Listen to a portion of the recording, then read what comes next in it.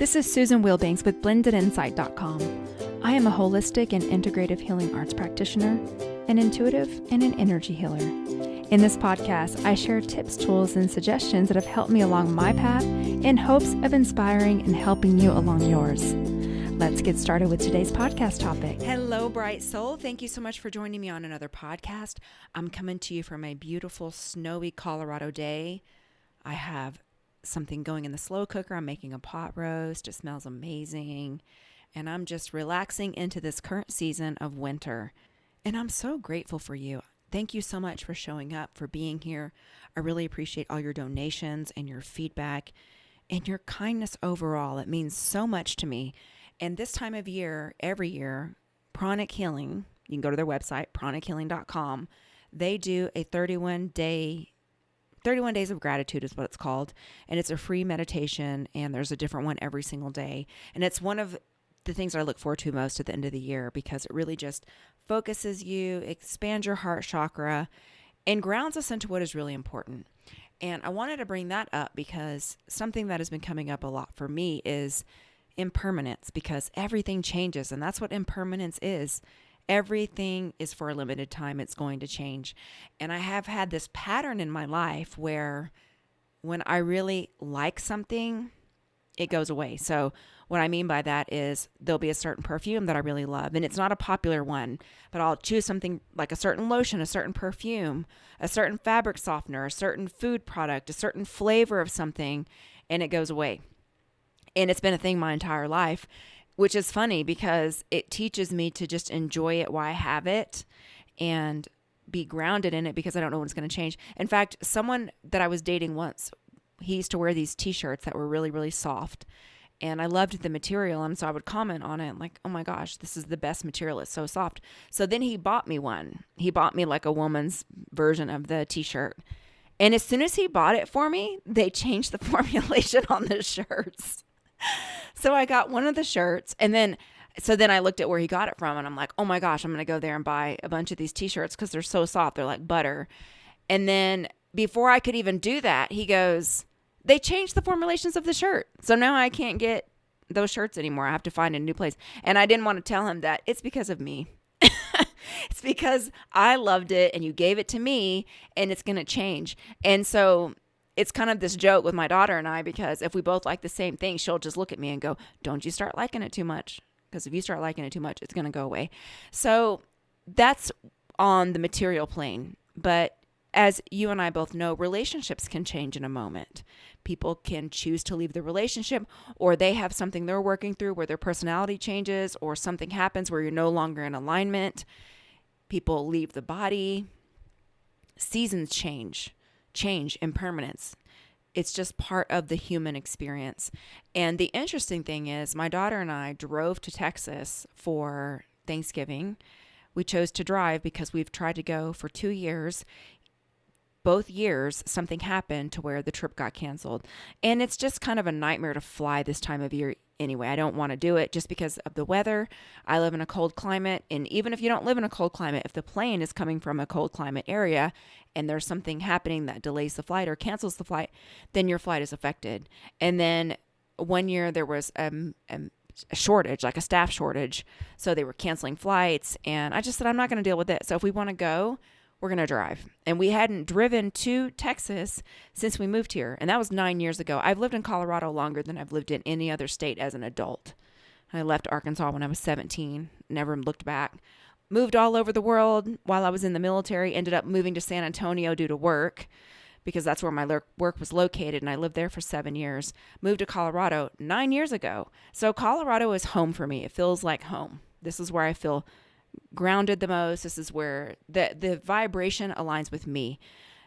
But in any case, we drove to Texas. And it was pretty funny because we're driving. And I went to the gym in the morning before we went. And then I was driving the first leg of I drove 95% of the trip. I mean, the idea was my daughter and I were going to split it, but we didn't. She slept most of the ride. And then I ended up driving it, but I didn't mind. So I'm driving and I'm really just reflecting because the last time I made this drive was when I moved to Colorado, and I've been to Texas since, but not driving. And we were listening to audiobooks, and we'd been on the road about 6 hours, and I was getting really hungry. And my daughter wasn't hungry yet because she slept later, didn't go to the gym, all those things. So I was trying to wait for her to get hungry before we stopped so we could stop, stretch our legs, and eat. But I waited too long. So then I started getting like not feeling well. Not hangry so much, but not feeling well. I could feel my blood sugar dipping. So I drink like this carbonated green tea, which is a bad idea because it made my stomach hurt. And so my daughter wakes up and now she's ready to eat. So I'm like, and we're in Texas by now. So I'm like, let's find a place to stop. You find it and just tell me where to go. And I just let her pick. Well, she picks Torchy's Tacos. We have those in Colorado. So my thing is like, pick a place where we don't have in Colorado so we can enjoy something that the local area has to offer as opposed to something we can get locally here in Colorado. But I was so hungry and I was just wanting to stop. I'm like, yeah, whatever, just you pick it. So we go to Torchy's Tacos. And first of all, that place is overpriced. I don't know if you've ever been there before, but it's incredibly overpriced for what you get. But we have them here. I just haven't been to them. Don't think I would go back to one. So we walk in and they are blasting music like a club. I promise you. It was so loud. And I thought, oh my Lord, this is going to be so overstimulating. So we're shouting our order because it's so loud in there. And my daughter got 2 kid tacos. I got 2 chicken tacos. We got a small side of queso, a small side of beans, 2 fountain drinks, and it was $39. What? What? For a place that you order at the front and then they just call your number and you get your food. And I mean, the tacos were good, but they weren't $39 good. So I'm sitting across from my daughter. And mind you, I've been driving now for, 7 hours. And the altitude, as you're going down in altitude, our bodies have to adjust, which I know seems a little bit weird, but we're very sensitive. I'm very sensitive and mindful of my body. My daughter is too. So I'm sitting across from her and the music is blaring and she starts ranting. She starts just venting about something and she's ranting and my stomach is hurting.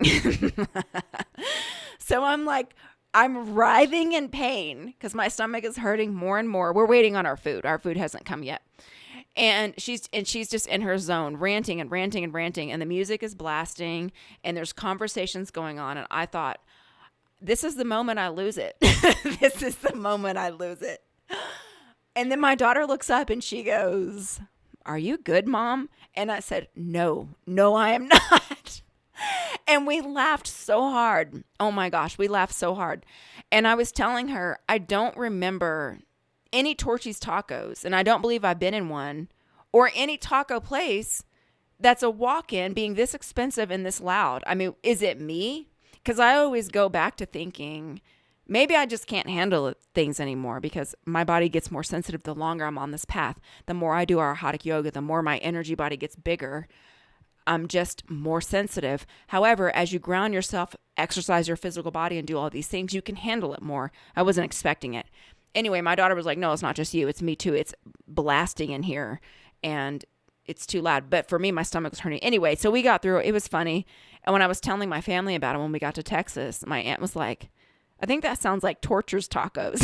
I said, "That's perfect," which is really funny because telling them the story gave them a good laugh.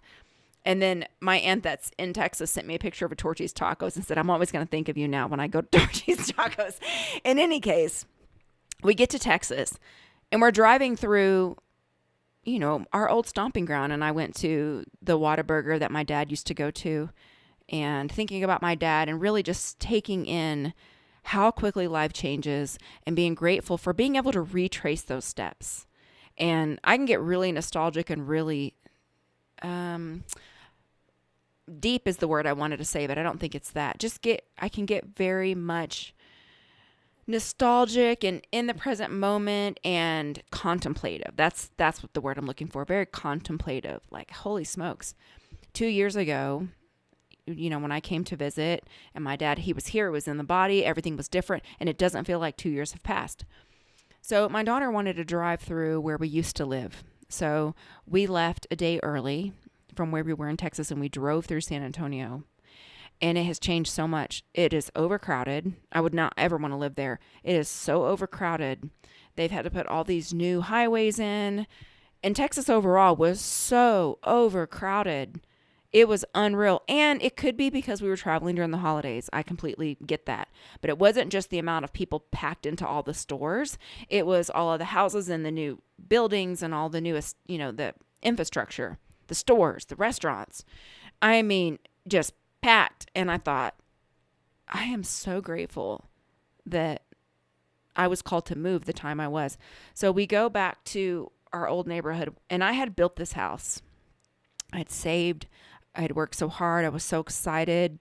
And I did this custom build house in this school district that I wanted my daughter to attend. And it was right next to this really beautiful school. And it was in this nice gated community. And I got to pick out all the colors and all the things you do when you do a custom build house.